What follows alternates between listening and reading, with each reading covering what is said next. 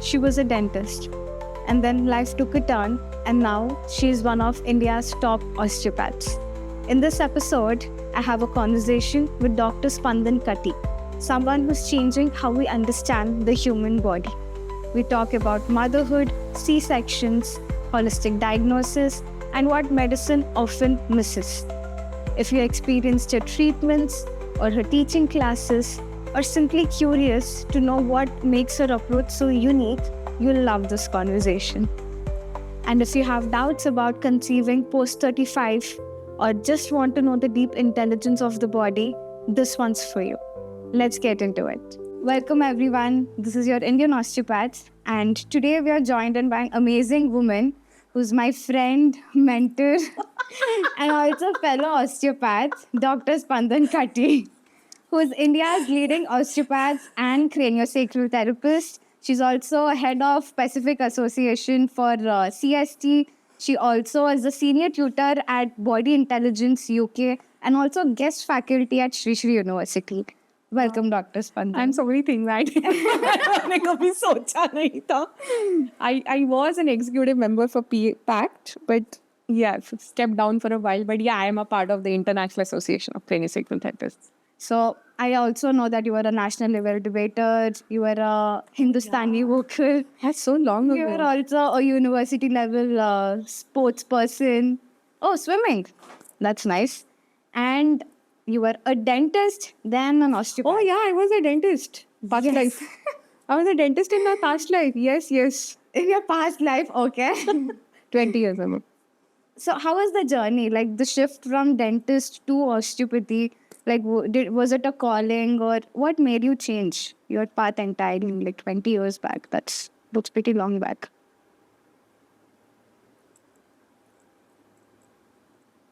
My father and Gurudev. I broke my back. I'm born with a defect in my spine called spina bifida. And that means my bones haven't completely fused. In the center, there's a gentle line of weakness.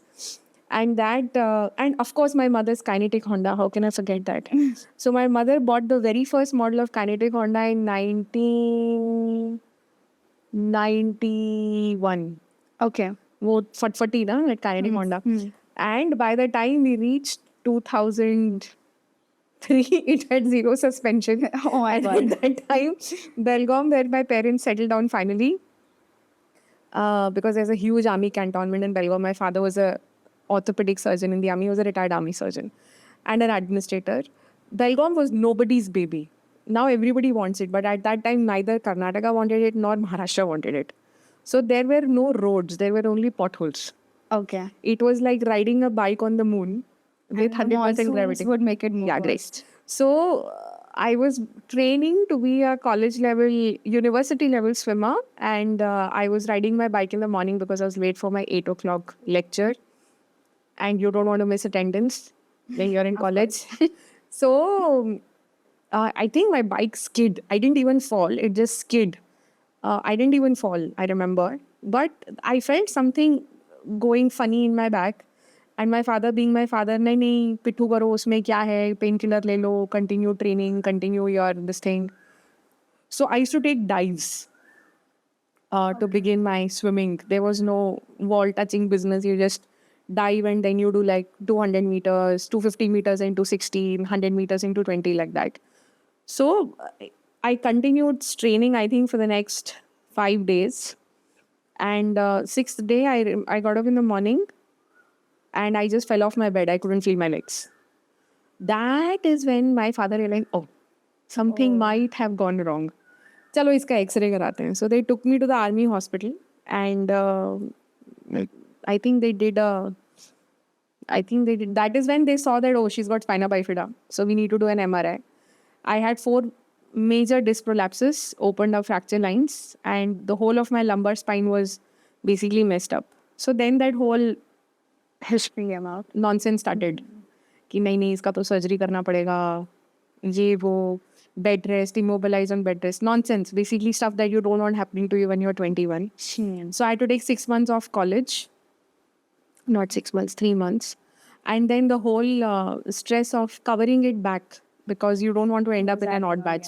I was not. I stayed on with the regular batch, my batch of students whom I joined with and graduated with them. I did very well, but it came at a cost. So I was on painkillers and steroid. Basically, I tried to kill myself 7 times, boss. I was moved into a hostel in spite of being a day scholar. And when you become a hostelite, after halfway through your professional degree, it's very difficult to make friends because societies have already formed and Yeah. suddenly you're an If outsider, yeah. right? So at the beginning of third year is when I think I moved into the hostel or mid third year.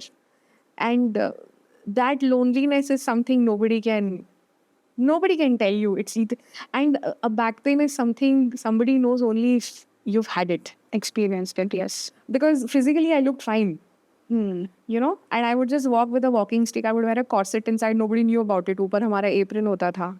So basically it was like, oh, she's probably faking it because she needs internal assessments. Physios had given up, and I had 3, 4, I think 2 epidural shots with steroids. Basically, life seemed pretty over. I finished my exams. I did well. I did very well in my exams.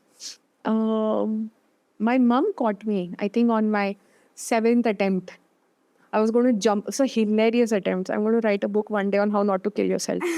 Hilarious. On my Oh my God, 7 times, really? And they were You so thought funny. 7 was a lucky number. It's so funny, you know.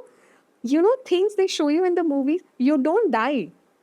If you drink phenyl, you will not die. You'll just get a stomach upset. Okay, we'll have to cut this out. You're not giving any suggestions out there. If there is an anthill, there was a huge anthill. Some people said there was a cobra inside it. मैंने कहा ठीक है मैं अपना हाथ डाल देती हूँ. Oh God. I just get bitten and die. Cobra, no, anyways, you'll die in under a minute. You know what I found? Chilled bottles of beer. Oh. Chilled, because they were under the ground. I was like, oh God. Anyway, my mom caught me and she felt I need to spend time with people of my age. So she kicked me onto a random meditation course that was happening in my college. And that was the first Yes Plus that happened in Belgaum. And I loved it because suddenly my mind was so light, my body felt light, my pain got better. And then I was scheduled for a surgery in Bombay, in Leelavati, Bombay, under Dr. Ram Chadha. He's a very famous spine surgeon. Should I repeat it? So I was scheduled for a surgery, and 3 months before my surgery is when I did Sudarshan Kriya. On the last day of the course, I was dancing.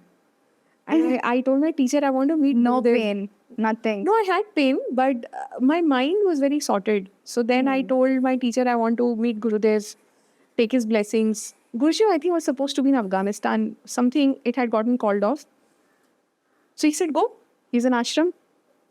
My parents, being the army parents, that they had said, okay, get onto the train and go. Yeah, so I got onto the train. I came to ashram.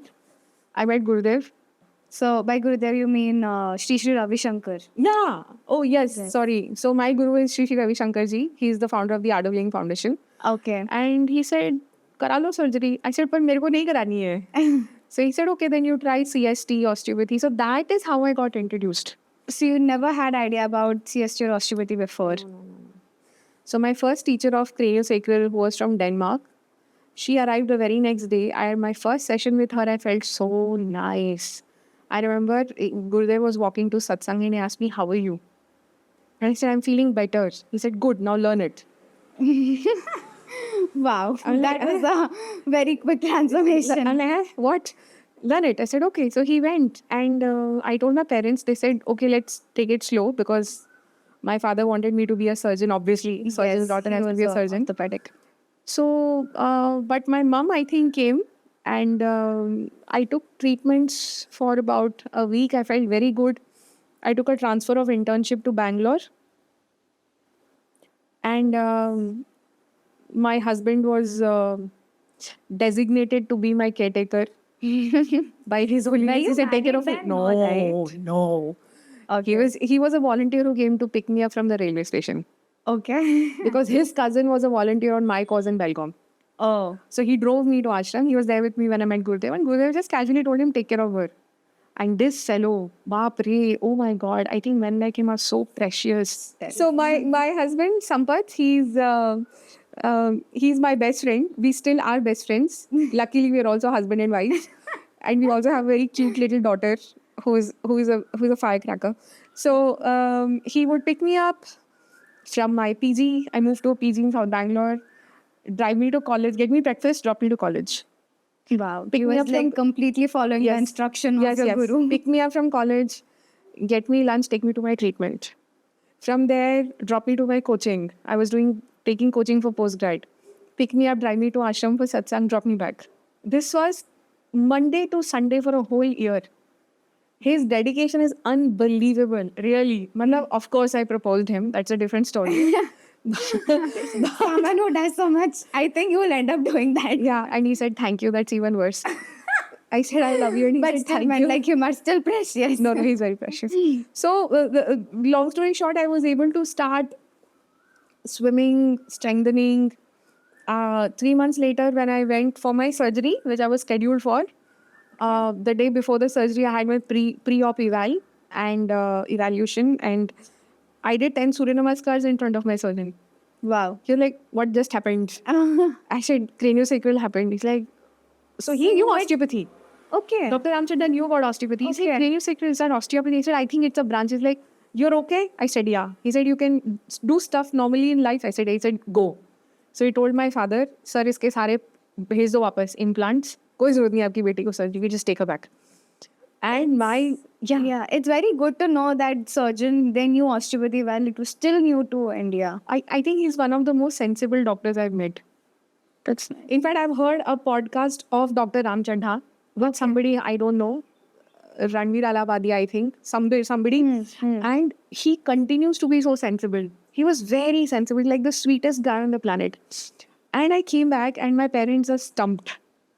And that's when I realized the importance of meditation and the connection between the mind and the body.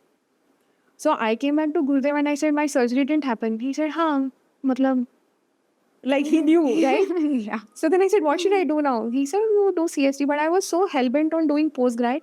I cracked postgrad 3 years in a row. And every year Gurudev said, tum CST karo. At one point, after 3 years, of course, when we got married, then he said, you do dental osteopathy. So that's what I Okay. specialize in now. Okay. I specialize in orofacial osteopathy and mothers and babies. I specialize in Yes. these two. So, so that's how it started. So I got married, and I continue to learn craniosacral. I learned it from 3 schools. I finished my advanced degrees in it. Now I teach with BI. I teach with the university. I specialize in biodynamics, orofacial, I and still mothers and remember babies. your lecture on the orofacial seminar we had, on the embryology seminars we had. Haan. Even your research is based on, women's health, the C-section scar especially. Yeah, I love working with scar tissue. In fact, I have taken that work for myself. It's made a big difference to me. So I'm a C-section mom also. I chose it. So that's why my state of mind was much better than the very common victim consciousness that mothers get into. They feel they're cornered and they're not given an option. But well, C-section was my choice because I think my baby really needed it.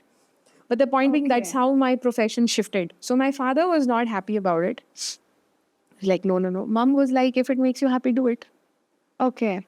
The idea is to help people, right? So if it helps you, do it. So then that's how I came into craniosacral. I came into craniosacral 2007. Now we are at 25. Yes. So June. So your experiences over time just unfolded this path. Yeah.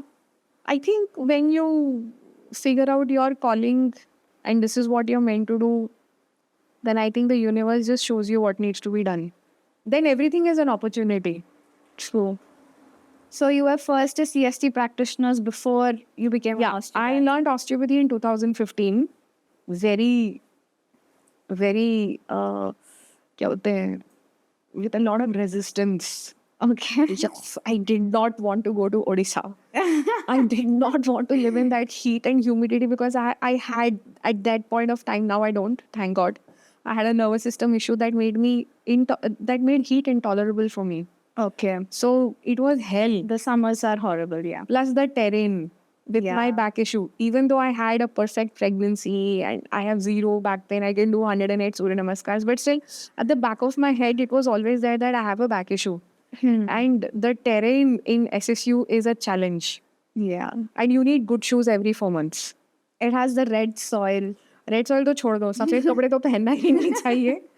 As gratifying and as rewarding as it is to be on campus, it is also physically challenging. Now I think it's better because we have roads and we have better infrastructure. Yeah. At that time, it was an adventure. It just depended on what you focused on. If you focused on your education and your studies, I don't think there's any place better than SSU because there is literally no distraction. Literally, there is a river, there is a railway line, there is a jungle, and there's a village. And there's a Yeah. sky. That's it. So you can do nothing but study. But if you come in from the space of being in the world, then you're going to be miserable. Yeah. Because it's literally in the outskirts. Now many things have developed nearby heard. though. I Yeah. heard. It's just 20 minutes drive to anywhere. That's good though. हमारे time में तो भाई मतलब Lonely Planet था, but it was very nice. It had a very rustic charm of its own. So yeah, that's how I came into osteopathy, and then it's never stopped. So what is that one thing that clicked in osteopathy for you? Like you were coming from CST, which is just one part, I think. Just you work with fluidic I was motion never happy with CST because I always felt there are pieces missing in this puzzle. Okay, it's very cool. You touch people, they get better. The body knows how to cure itself. But I needed more. I'm a very intellectual person, so I needed to understand the connections. I needed to understand the anatomical structuring of the body. We studied tensegrity, but I really wanted to dive like deep the into it. evidence. You needed evidence. Yeah, how proof does it to see work? Yeah. So I wanted to. So what I realized is CST is the end goal. Even in our treatments, CST and integration is the last part of the treatment. But where does it begin? Osteopathy is the beginning.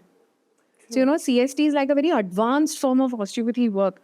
But when you come in from the base to the end is when you become a very fabulous practitioner. If you dive directly into craniosacral, yes, it's brilliant, it's very nice, but somewhere something is missing. Yeah. But when you come up the hard way, you learn how the body works, you understand anatomy, you understand the interconnectional structures. Then you understand there are different ways in which I can work with this structure. Then you start using different kinds of techniques to work. And then finally you come into the subtleties of it is when I think you can truly appreciate the beauty of this Going treatment. from the gross to subtle. Yeah, because see, you keep your hands on somebody and close your eyes and go to sleep. They close their eyes and go to sleep. They will feel better. You will also feel Yeah. better. But what exactly happened? I think that osteopathy helped me understand and that gave me the answers. And I think most doctors also feel that there's something missing in their treatment, even though they have tried everything, but still they're not getting the result. They feel they have not given that 100%. I think that way allopathy is really opening up to alternative medicine now. Yeah.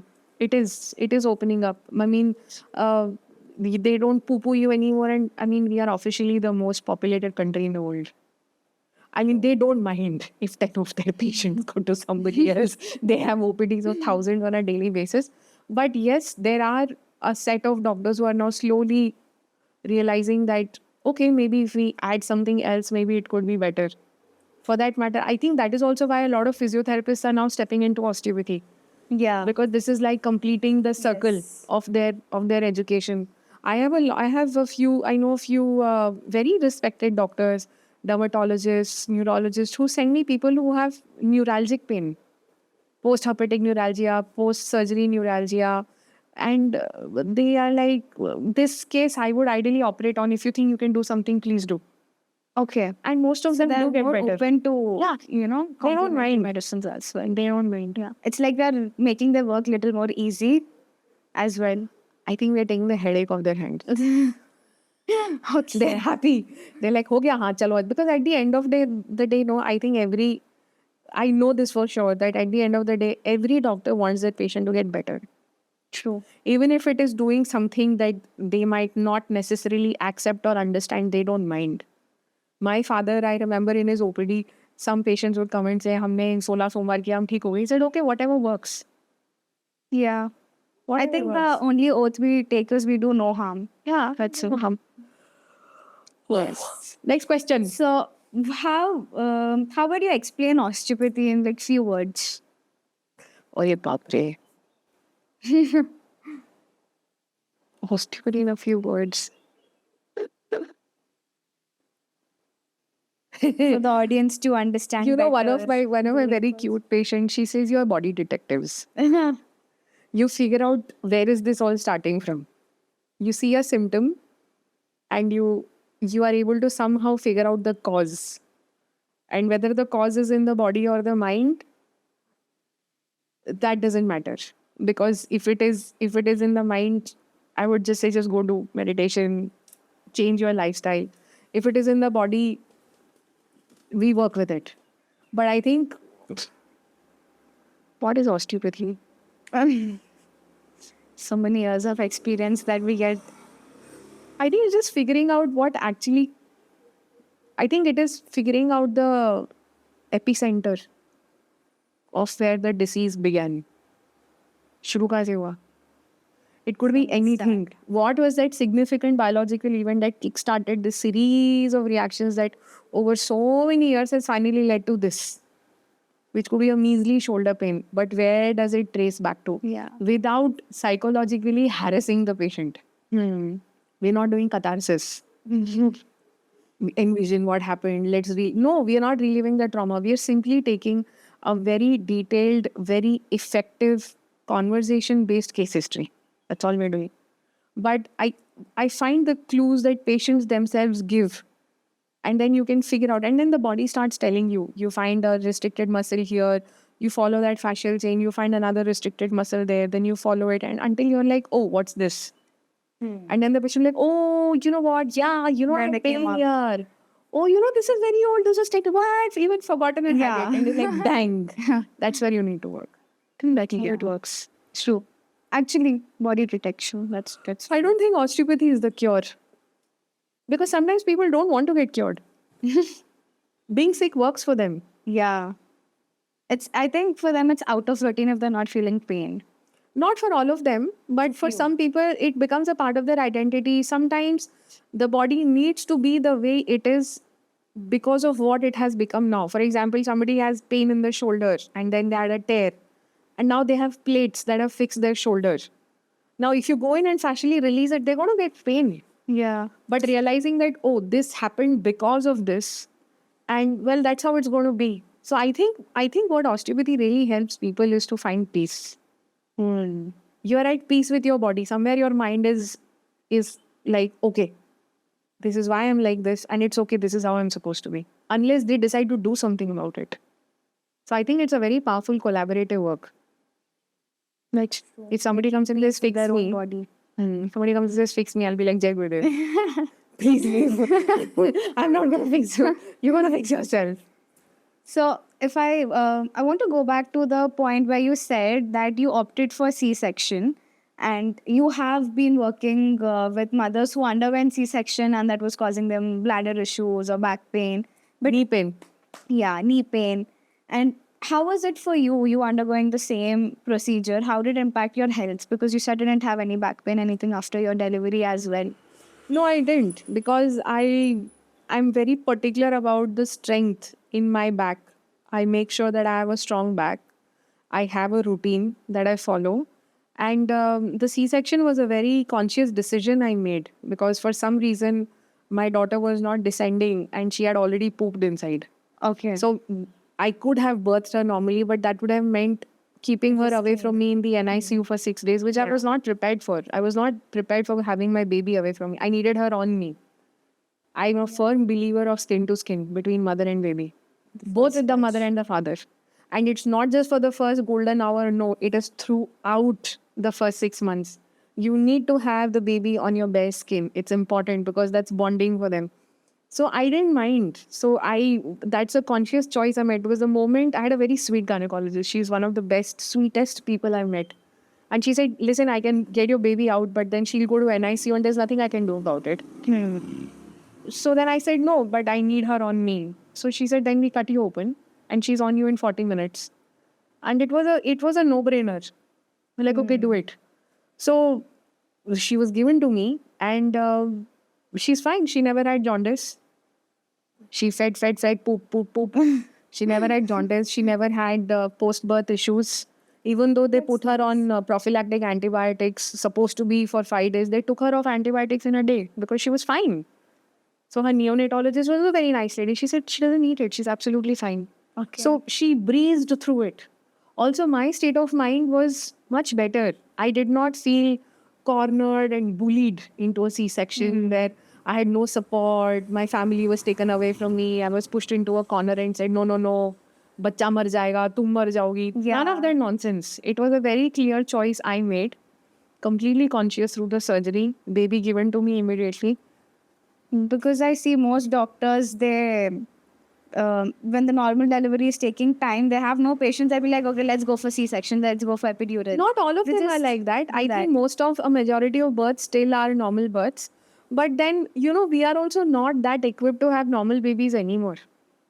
How many women actually do jhadu pocha wash or do kambal washing and duck walking? We don't do that anymore. We don't sit on the floor and do that chakki chalana and piecena and all that. We don't do that.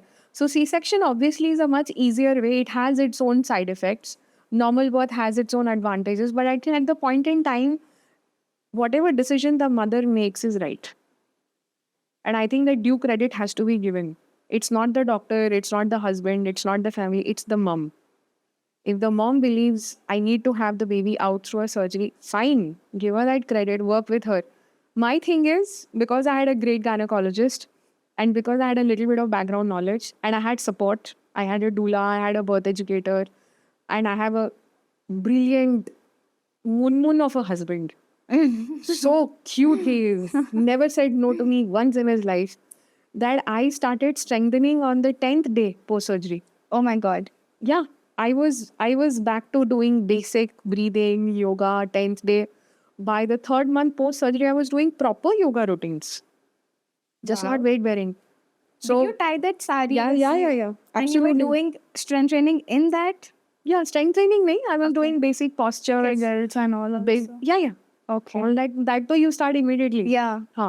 So tummy tying, and I'm a very firm believer of traditions. I know traditions are there in place for a reason.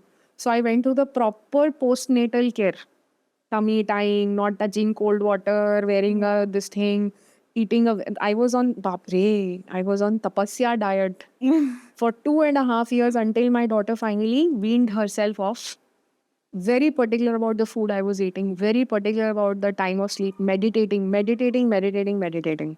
Throughout pregnancy, post the birth of my child, it was like boot camp.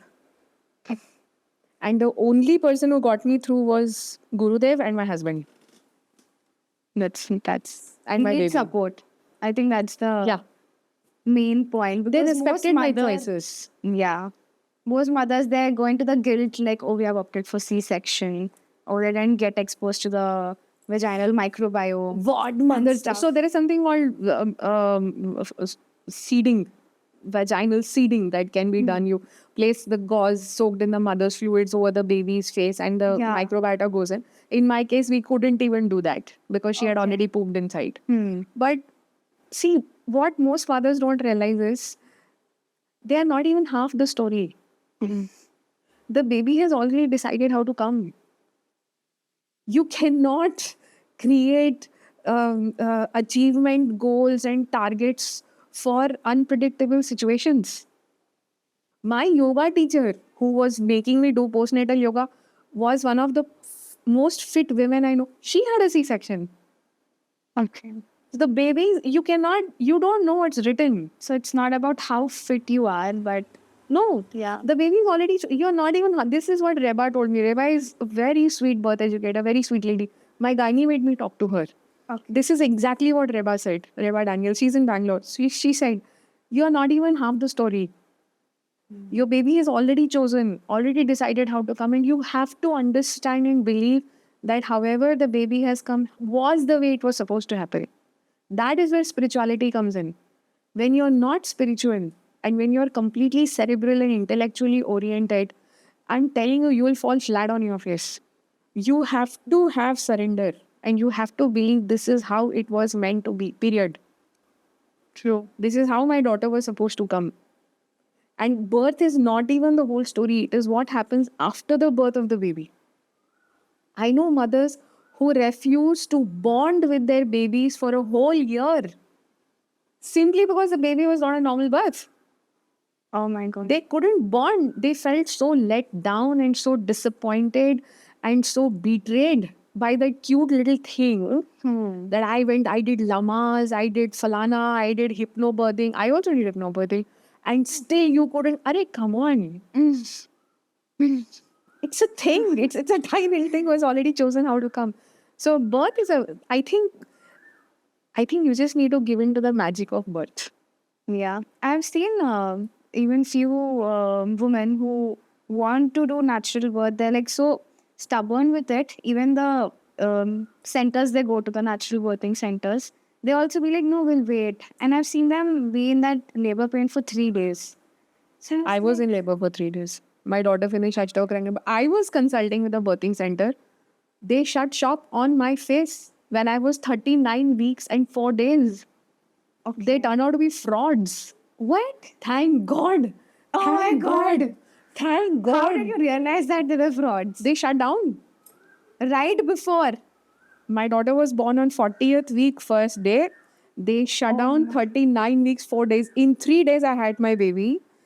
They did not tell me why. They just gave some silly excuse, deleted all my records, all my birth files online. They just disappeared. Oh my God. That's scary. Imagine if I would have gone there. That's, oh my God. Then I that's called very Sanctum in scary. Hyderabad. Yeah. And that lady is so sweet. She said, listen, if you want to come, you need to leave today. Yeah. Because I need to put you in quarantine. This is peak COVID. I cannot take you in immediately. I suggest don't come. Then I spoke to a doula in Goa, Corinne. She's in Goa. She said, listen, just go with what your guy. And the gynae was such an angel. That is the only good thing that stupid birthing center did. They put me in touch with this amazing gynecologist who's now moved to Chennai. And she said, you need to trust me on this. And that's it. I had the most amazing birth experience because it's not even about the birth of the baby, it is what you do with the baby after. You have to establish safety, you have to establish boundaries, you have to establish nourishment, health, emotional bonding, breastfeeding, latching, everything. It's not even birth. You said that your baby weaned off at 2.5 years. Later than that, She did that naturally because I let her. Okay. I don't believe in suddenly stopping milk at 6 There's a months. traditional method where they just apply aloe vera paste or a neem paste. That is after a year and a half. Yeah. Yeah, that is not at 6 months. That's at year and a half. No, I mean, see, my daughter hit her milestones very early on. She was bang on time. She was very well fed, and she took up solids at the right time. She took up solids, I think, at 8-9 months, and she was doing fine. And in spite of that, if she wanted to have milk, it's fine. It's her way of establishing safety, and it's my job to be available to her. I can live my life later. It's okay. She's the highest priority project for me. Even today, she sometimes latches. My milk is stopped, but sometimes she says, Amma boo boo. I'm like, okay. Bacha hai yaar, it's okay. And now she herself realizes, nahi la, oh, I've grown up. She's going to be 4. She's like, I've grown up, no? Oh my God. She tells me that. She told me this afternoon, I've grown up, no? Oh God. I should not come to your boo-boo, no. I said, no, you should not come to. She's like, but I really like them. I said, okay. She's so cute. I said, okay, they're yours. Do whatever you want. She's like, okay, I'll just touch them and go to sleep. I said, fine. But act like this, she fell asleep in a minute. Yeah. Even my nephew, so when my sister, she weaned him off through the traditional method after like almost 2 years now. And he just comes, he touches everyone's bush, is like milk, Yeah, pal. she I was like, oh, you have. We're like, no, only Amma has, Yeah. not everyone. So that is something you need to establish. Like my daughter, she'll go to my mother also. Amma is not giving me boo-boo. Give me yours. She's like, no. I'm 72 years old. I'm not going to give you. Then she'll go to my maid. Hey, you got nice ones. Give me yours. Like, I know. They cannot differentiate. It's like everyone has it. but that is the, see, children up till the age of 3 do not see a difference between them and the mother. According to the child, they are an extension of the mother's body. So they cannot understand why the mother is leaving them and going. Yeah.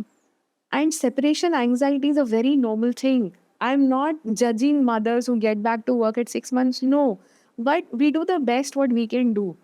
There is nothing wrong in allowing the baby to wean themselves off when they want to.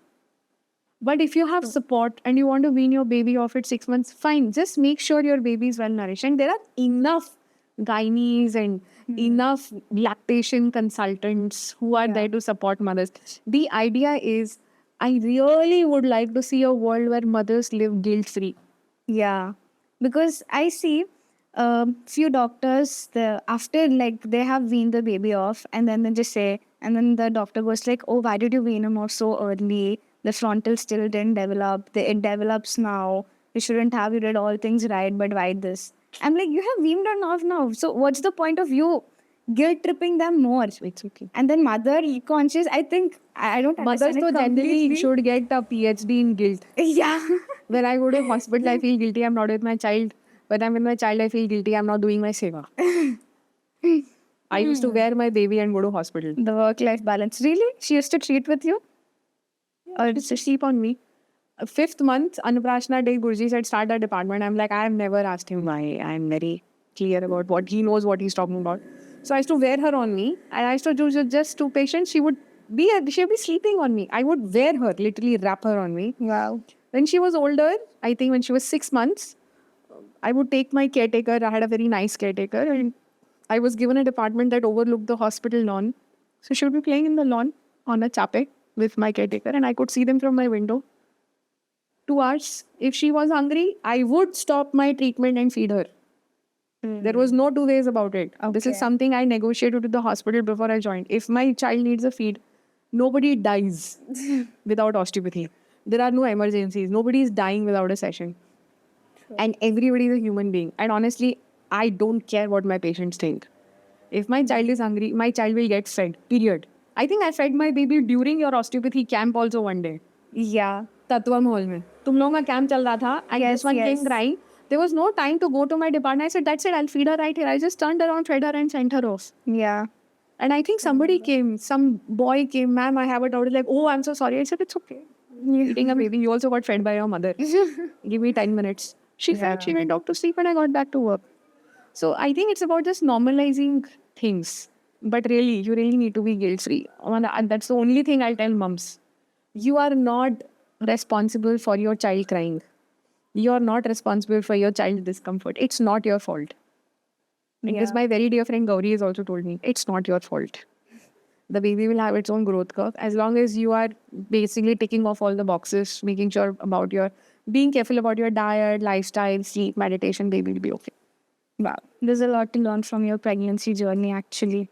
Given that you have conceived even what, in your late 30s? 37. 37. That is considered late according to many of our grandmothers. Again, you're not Yeah. the story. The baby has children. मैं अभी आएगा. मैं आ रहा है. तुमको चाहिए नहीं चाहिए मेरे को कोई फर्क नहीं पड़ता. मैं आ रहा. मैं आ गया. That's how it is. That's where I'm telling you, spirituality is very important. Having faith and just surrendering.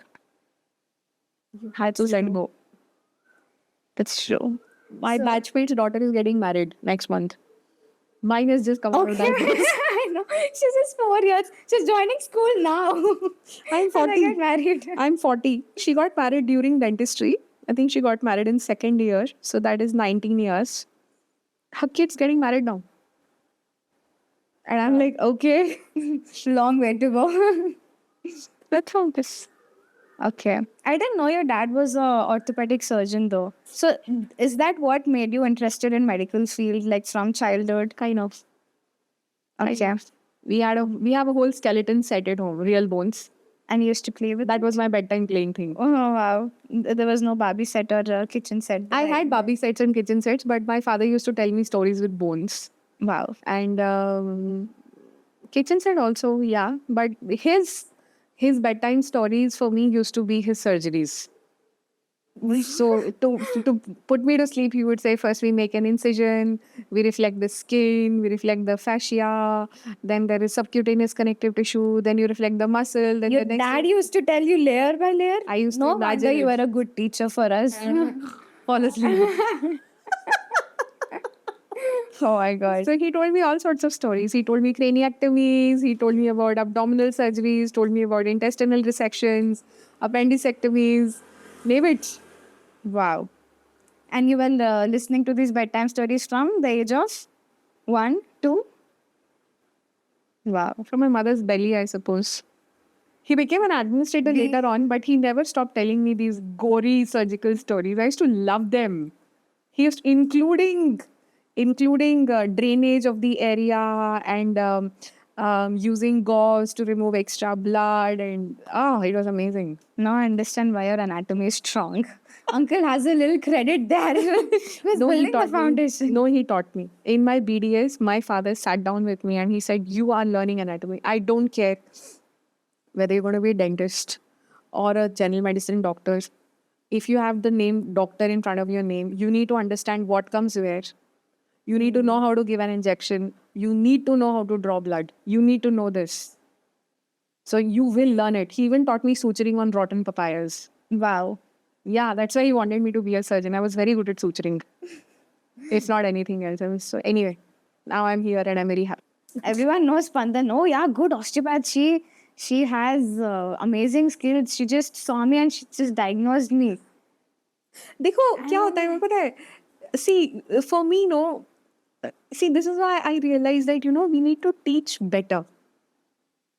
We need to teach better. People need to learn better because you're not treating dead bodies. See, that's the whole thing, no? You've done a dissection.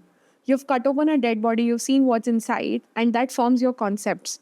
But that is where osteopathy separates itself from the medicine textbooks because it's about a living body. So, unless you can imagine it in real time in a person who's walking in front of you, unless you can see those fascial chains, unless you can see those muscle interconnections, you are defeating the whole purpose of being an osteopath. I'm not saying you should be able to diagnose this person then and there, but you should be able to understand why this is happening. The interconnections. We need to be better. We need to be better osteopaths. I have so much more to learn. I want to learn HVLA. I don't know HVLA. See, I want to learn HVLA. Somewhere, the whole idea of cracking a bone is very scary for me. Because I'm like, if the body knows how to go where, do I really need to force it? Do I really need to push it? But then sometimes I realize, yes, you need to, because it's effective. Can you then help the body integrate and process it better? But as an osteopath, what would happen? I see some people working and then, blindly they'll start GOT. They'll just sit with their hands on that part of the body. That's not what you're trained for. Yeah. Have you taken a good case history? Do you have an idea of where this is coming from? Do you have an idea of what you should be doing? And then fearlessly working towards it. Not mindlessly. I don't see courage. I see so much fear. Oh my God, should I do this or not? Of course you can do it. The patient has come with surrender. They are willing, they want to get better. Okay, don't break their bones. But come on, push things, pull things, move fascia around, figure out get more hands-on, and take consent. Talk to patients, think out of the box. I feel we really need to teach more courage. Yeah. In treatments. There is too much riding on the rails. I'm not a doctor, I'm not a physiotherapist. Or, come on, just throw that out of the window. They've come to you because you're different. Do it. I still remember how when you introduced us to Bleshmith embryology, I was like, why didn't they teach us this way before? Why were we stuck to Langmans? This is more related to osteopathy. It relates so much to Sutherland's concepts. Bleshmith is related to osteopathy, and Bleshmith makes a lot of sense because Bleshmith was able to envision the movement in a person. So for me, if you can see those fascial chains moving, if you can see restrictions, that's it. That's your root cause. Yeah. And then start digging deep. Connected to the gut, connected to the mesentery, connected to the ribs, and figure out where it is coming from. Physiology comes in. Well, I feel there are a lot of topics to still drag out of you. Because 14 years of experience is too big to be covered in one episode or at least in 1 hour. No, we can talk. I love talking. I would love to do more episodes with you. I love talking. I think we need more ethics. I think we need more ethics in osteopathy. We need more courage. We need more patience. We need more. Is that a dog or is this fun? The kids. And I think we need more creativity in osteopathy. I to tell my osteopaths, keep learning. Yeah. I just learned a course in acupressure color therapy. You know how much fun it was? Color therapy, I took a session though. I didn't learn. Brilliant it is.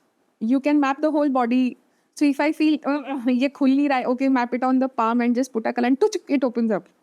Wow. Brain dentistry is like that. Of course, it's open for dentists, but you have then you have all the ancient sciences. There's Marma, there's Meru, there's craniosacral. Learn it. Keep learning, keep integrating. I think it just makes your work better. But I don't think there's really a full stop. Yeah. We keep upskilling. We have to be up to date. There are new ways to access health coming And do up. new things. You know, sometimes for my patients, I still have my notes from my postgrad course, and I take out my notes and I keep it in front of me and I refer to it when I'm working with my patients, and they are like, no problem. Yes. Do you want me to help? The other day I was treating You want me somebody. to read out the technique while you do it on me? I actually made one guy do that. Lymphatic drainage. I was treating a very senior professor of a management college in India, a very senior person, and I was telling him that I said, sit. I need to figure out what's wrong with you. So I keep a graze in my department. I took out the graze. I took out my spectacles. He took out his spectacles and we started searching. I said, listen, this is the area. He said, you know what? I think this is the muscle that's causing a problem in me. I said, okay, let's work with it. And it resolved. Their body awareness did come to play when you showed a picture then. But it made so much sense to me. And he said, I can't believe you opened your textbook. I said, yeah, sometimes you need to. And I need people to be okay with it. There's nothing to be Yeah. embarrassed about it. And It comes with attitude like, oh yeah, we know everything. We shouldn't show that we don't know to the we patient. don't know anything. We don't know. We know squat. And we try going around the bush You sometimes. know squat. You don't know anything. The more you do, you realize you don't know anything. The body is just doing stuff on its own. And sometimes when I treat patients and I feel I'm not the right osteopath, I send them away. And I don't charge them. And I'm okay with not charging them. That's the real ethics, I guess. There will always having be the people. Yeah, there will courage to always be admit people. I cannot help you, man. There will Just always be go to people who someone need else. osteopathy. There will always be people who need help. There will never be a dearth of patients. Never. If you're true to who you are, if you're true to what you have learned, and if you're true to growing yourself, you will never have a paucity of your OPD. Your OPD will always be full, period. Yes. Wow. I think we have covered pretty much few topics. There's a lot to cover yet. And I would like to do more We'll do an episodes episode with on my you. husband. Okay, how to find a sweet husband. No. How to make him an efficient husband. Yeah. Okay, I'll go. She's Yes. sleeping upstairs alone. Yes. I have to be Thank you with her. so much, Spandan. Dr. Spandan.